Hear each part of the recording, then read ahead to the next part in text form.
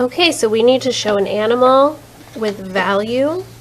And so I have some papers here that we can look off of. I have how to draw books to look off of, and we have our reference binders to look off of. So you get to pick.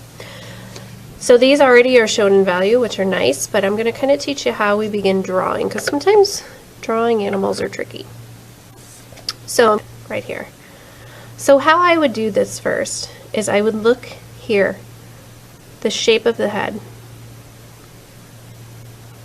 It's roughly a circle, so I lightly draw a circle. Remember, draw right till you get it right. Then I'm going to look here at the body.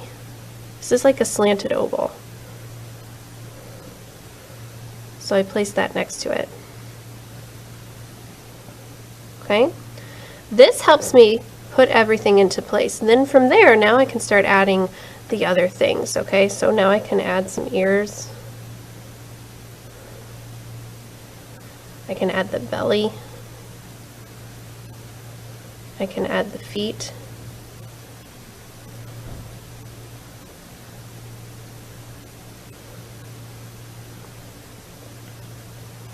And if you just try to think of these all in shapes and lines, it becomes less scary. Alright, so now what I can do is that oval and that circle, I can go in and erase those light marks that I made and just keep the dark marks.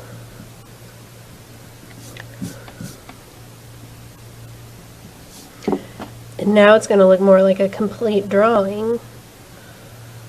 So it doesn't have to be perfect the first time. You will have to do some erasing. I still do have to do erasing when I draw. Okay, and then from there you can add, really look at the shape of the eyes. Really look at your photograph. Don't just try to draw it from memory. Look at your nose,